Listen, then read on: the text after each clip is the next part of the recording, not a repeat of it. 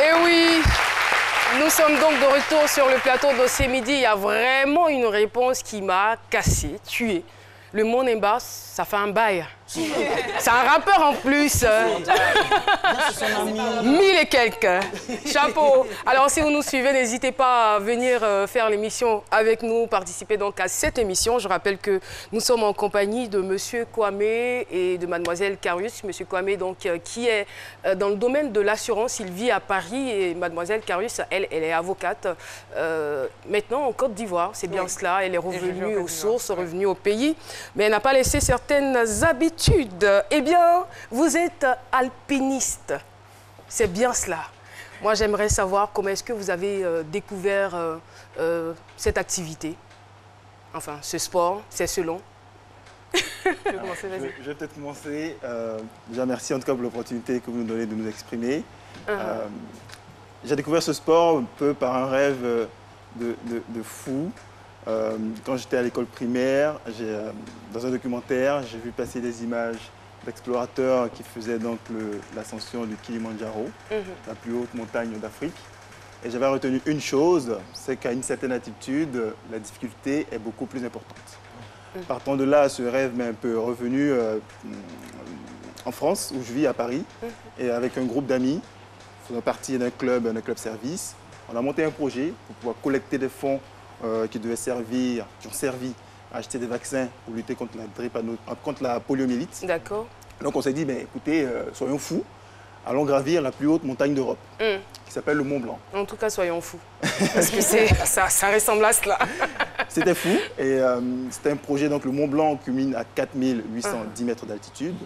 Donc on a monté le projet, on a discuté avec plein de gens, on s'est organisé avec la Fédération française d'alpinisme. Et jusqu'à 3 jours avant l'ascension, lorsque j'ai vu la montagne, elle dit non, non. J'ai pensé à ma mère décédée. J'imagine. J'ai repensé à mon père. Et je me suis dit, je suis là, je vais y aller. Est-ce que le père était informé? Alors, le père a été informé la veille de l'ascension. Sa réaction? Sa réaction, c'est de dire, mon fils, tu y es, tu redescendras et tu arriveras au sommet. Bravo. Et vous, Myriam? En fait, j'ai découvert cette activité à l'époque quand je travaillais en France. Et l'été, j'ai des amis qui partaient dans les Alpes. Donc, on faisait des balades comme ça dans les Alpes. Et c'est vrai qu'à chaque fois que je voyage, notamment en Afrique, que ce soit en Tanzanie ou ailleurs, j'essaie toujours de découvrir le pays. Par exemple, en Tanzanie, je fais des safaris. En Afrique du Sud également, j'en ai fait. Et j'ai réalisé qu'en fait, je fais tout ça à l'étranger, mais en Côte d'Ivoire, je ne fais pas vraiment de découverte de la nature, en fait, ou même de la montagne en Côte d'Ivoire. Et c'est pour ça que Mais dites-moi, franchement, pitié, quoi. Dites-nous, la passion, là, elle vient d'où? Qu'est-ce qui vous attire dans cela? Pour moi, c'est vraiment la curiosité, savoir si je suis capable de le faire. Et il y a un challenge aussi, savoir si je peux le faire, et surtout la découverte. Moi, c'est vraiment de la curiosité, de la découverte. J'ai grandi, vécu en ville, et savoir si ce qui se passe dans une brousse, ce qui se passe au sommet d'une montagne, comment on fait pour y arriver, est-ce que je peux y arriver? Et c'est vraiment le dépassement de soi, et en fait, c'est vraiment ça, le dépassement de soi, en fait. Mais docteur Philo, vous êtes curieux, mais jamais vous n'avez osé faire ce genre de choses. Oui, mais il faut pas oser pour oser. Mais nous, oui, il ne faut pas oser pour oser. Moi, je dis il faut prendre certaines prédispositions. Parce qu'elle parle de curiosité.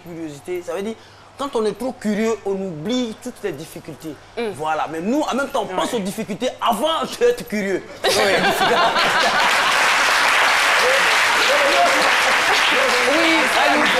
Je voudrais savoir comment vous arrivez à éteindre ce facteur risque-là, parce que c'est une réalité. C'est vrai que vous êtes poussé par votre curiosité, mais il y a le facteur risque. Le facteur peur surtout, je dirais. Oui, je pense. Ouais.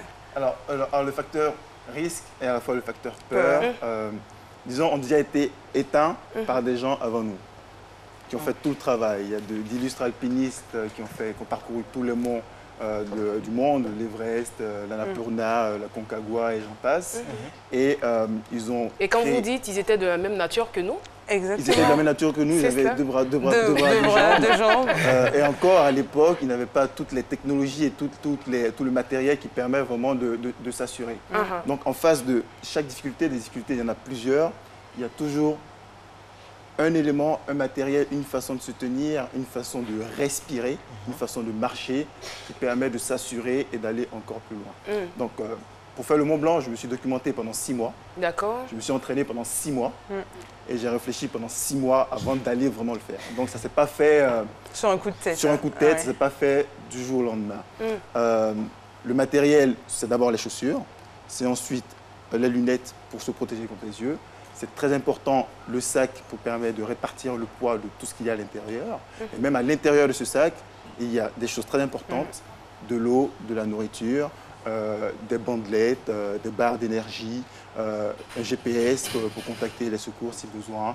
Enfin, et bien sûr, un appareil photo pour partager aussi la beauté de ce qu'on voit là-bas. Et en dehors de votre passion, qu'est-ce qui vous a réellement motivé à faire on va dire, cette exploration, à aller au sommet du mont Nemba? Est-ce qu'il y avait des objectifs bien visés auparavant? Oui, en fait, il y avait 3 objectifs. Bon, il y avait l'aspect touristique, l'aspect découverte, l'aspect sportif et également l'aspect social. On a décidé de soutenir une association en Côte d'Ivoire qui s'appelle la Fondation LIA, qui lutte contre la drépanocytose, qui est une maladie génétique qui touche énormément de personnes, mais qui n'est pas très connue et dont on ne parle pas beaucoup. Donc on a décidé justement de saisir cette opportunité pour en parler sur les réseaux sociaux et surtout pour lever des fonds afin de vacciner des enfants. Et c'est quoi le lien entre la drépanocytose le lien entre la drépanocytose et l'alpinisme? En fait, le lien, c'est que pourquoi on s'est accordé sur la drépanocytose, il y avait plusieurs thèmes. C'est parce que Minnie est drépanocytaire. Et ce qui s'est passé, généralement, les enfants... monsieur est juste à côté de vous. Généralement, les enfants drépanocytaires, on leur dit qu'ils vont mourir avant l'âge de 18 ans et qu'ils n'ont pas le droit de faire d'activité sportive. Ça dépend aussi des degrés. Ça dépend des degrés. Mais généralement, ils font très attention au type d'activité qu'ils font. C'est cela. Et pour nous, c'était également la démonstration je pense, de la puissance du mental.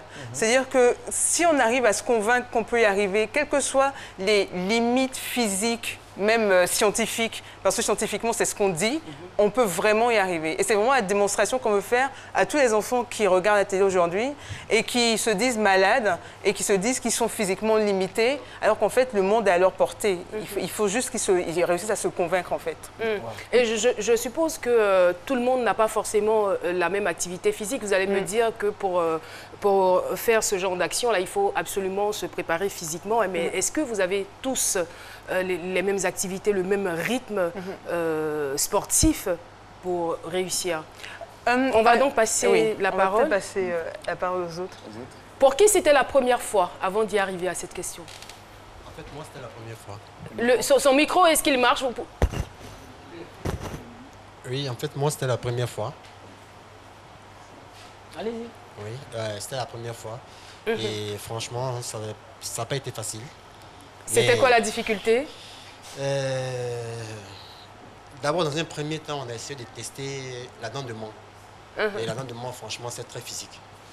Mais pour le mont de Nemba, je crois que la difficulté première, c'est d'abord le mental. Ouais, il fallait avoir un mental d'acier pour pouvoir le faire. Et franchement, ça n'a pas été facile. Mais quand tu es à... Ce mental d'acier-là, vous l'aviez auparavant ou vous avez reçu des encouragements des uns et des autres? Non, je l'avais auparavant. Je l'avais auparavant. Et... Mais qui était quand même mis en doute à la dernière minute. Oui. Au deuxième, troisième jour, quand je voyais... Bon, quand on a un peu grimpé, quand j'ai vu le mont, et bien, franchement, j'ai commencé à tiquer, le cœur a commencé à battre. Je me suis dit, bon, est-ce que je peux, est-ce que je peux pas? Et puis, en fait, au sommet, j'ai un peu le vertige. Donc, c'est vrai que quand on traversait, j'évitais de regarder à gauche, à droite, je regardais juste devant où je mets les pieds. Et à un moment, j'ai commencé à douter. Ils m'ont fait un petit coup là. Ils m'ont dit non, en fait, la montagne, c'est pas celle-là, c'est celle d'après. Donc, allons à celle-là, tu te reposes et puis nous, on continue. Et à ma grande surprise, on arrive, on me dit non, ça y est, on est arrivé. Et là, c'était la foi. Ça a été quoi? Merci. Ça a été quoi le parcours? Alors, le parcours, pour faire très court, donc, Il est très important qu'il faut passer donc, par l'Office ivoirien de parcs et réserves. Donc, je profite de l'occasion pour saluer et remercier le directeur général, le colonel Adama Tondosama, qui a été d'une réactivité exceptionnelle, qui depuis Paris en tout cas nous a aidé à construire ce projet. Donc il faut passer par l'Office ivoirien de parcs et réserves. Et le parcours s'est arrivé d'abord à Danané. Ensuite, de Danané, prendre un chemin de piste pour atteindre un village, le plus beau village qui m'a été donné de voir, le plus propre, c'est un village Yakuba, qui s'appelle Yele. Qui s'appelle Yele. Et donc à Yele, on fait les formalités coutumières et on nous assigne un guide qui est le maître de la région et qui connaît toutes les branches et tous les chemins. Et donc le parcours, c'est rentrer dans la réserve depuis Yele, passer la nuit dans le premier camp de base, situé à environ 3 km de marche, et je dirais entre 300 et 400 mètres de dénivelé. Le dénivelé, c'est la différence d'altitude entre le point de départ et le point d'arrivée.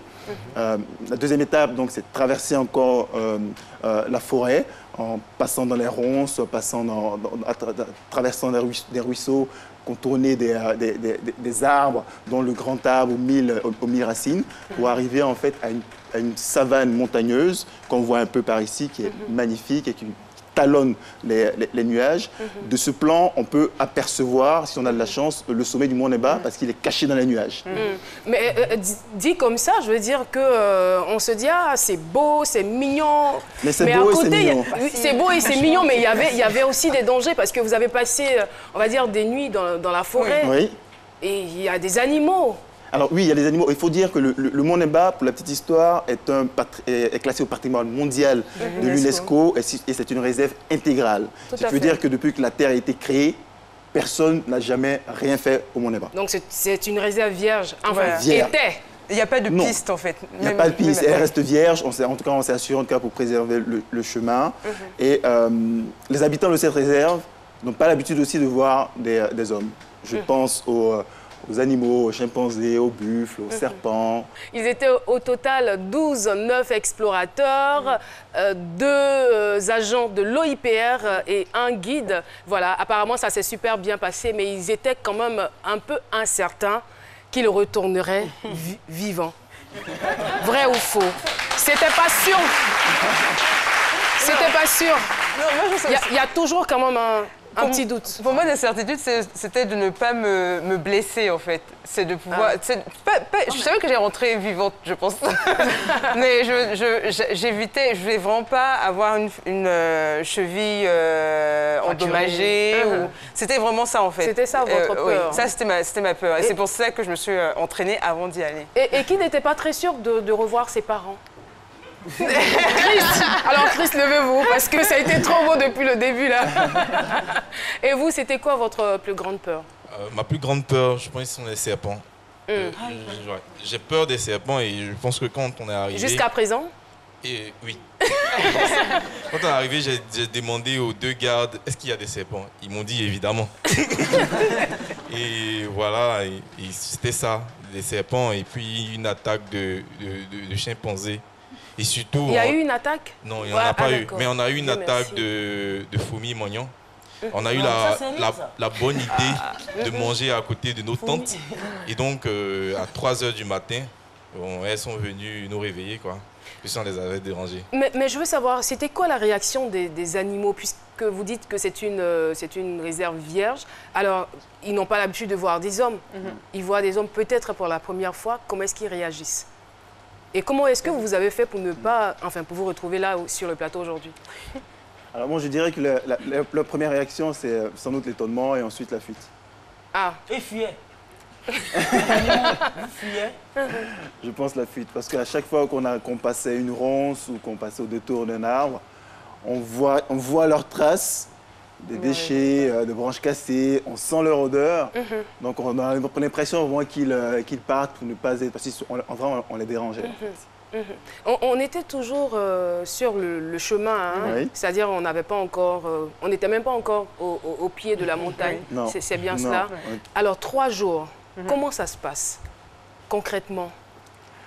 Donc, on passe la première nuit en pleine brousse. Enfin, nous, on appelle ça la jungle. En tout cas, c'est la jungle. Donc, on passe la première nuit là. Donc, on dîne, on se douche, on est près d'un point d'eau, on fait tout là. Et ensuite, le lendemain, on repart à 7-8 heures. 7-8 heures. Et on lève le camp à 7-8 heures. Et on continue notre chemin et on arrive à une savane. Qui est vraiment, enfin, c'est une vraie savane qui est à peu près 1000 mètres, je pense. Oui. À peu près 1000 mètres, qui est vraiment magnifique. C'est une grande étendue. Et là, bon, on a un autre point d'eau. Donc, je pense que là, on s'est ravitaillé en eau. Oui. Et on a continué notre chemin et là, on a commencé l'ascension. Jusqu'à un camp de base qu'on a appelé le camp Chris Nguessan. Pourquoi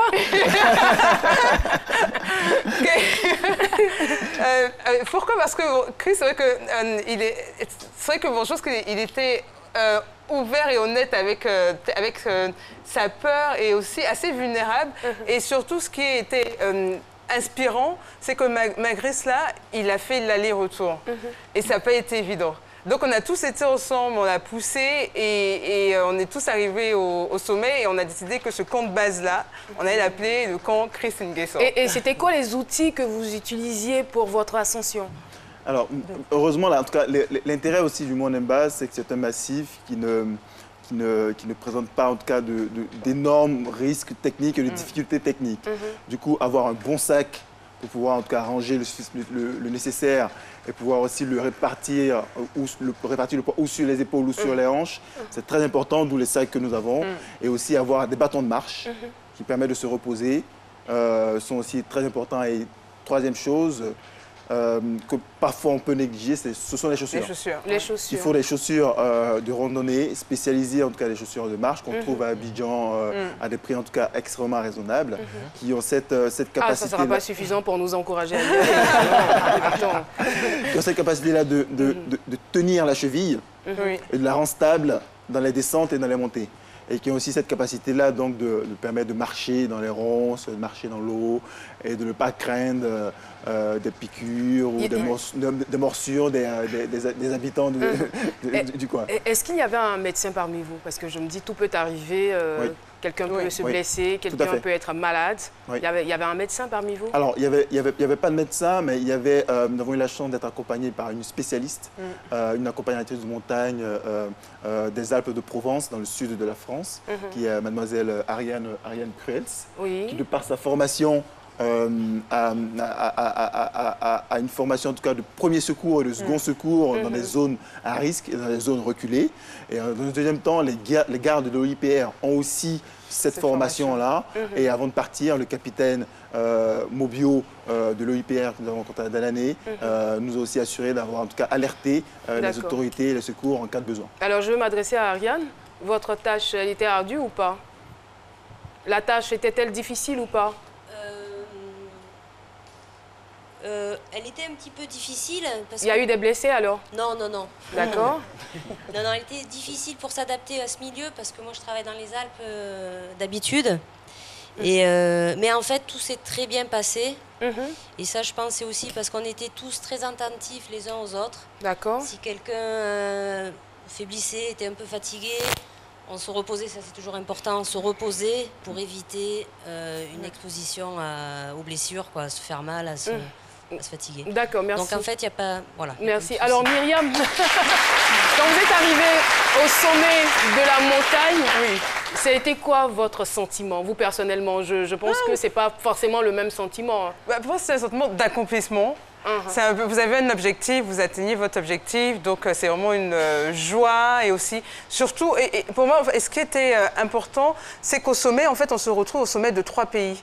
Parce que sur la droite, vous voyez les villages ivoiriens, à gauche, vous voyez les premiers villages guinéens, et derrière, vous avez le Libéria.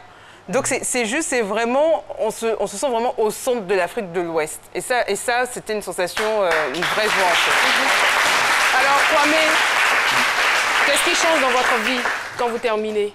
Alors moi, personnellement, plusieurs amis m'ont encouragé à faire cette expédition parce qu'ils souhaitaient que je puisse aussi peut-être faire découvrir cette montagne. Et je suis très heureux en tout cas d'avoir permis de montrer qu'avec de la motivation, avec de l'humilité et de l'engagement, avec de la bonne volonté, on peut atteindre des sommets. Et j'étais très heureux de voir tout le monde, tout le groupe au sommet du Mont Everest. En tout cas, félicitations à vous. Caris, derrière, on peut le voir, il a été notre invité à la saison dernière. Jeune chef d'entreprise très, très brillant. Merci d'avoir osé. Merci pour cette belle leçon, on va dire, de courage et d'audace. Je suis sûre que ça va changer beaucoup de choses dans nos mentalités. Alors, le sage est avec nous. Il nous a écoutés avec beaucoup d'intérêt, beaucoup d'attention. On vous retrouve tout de suite.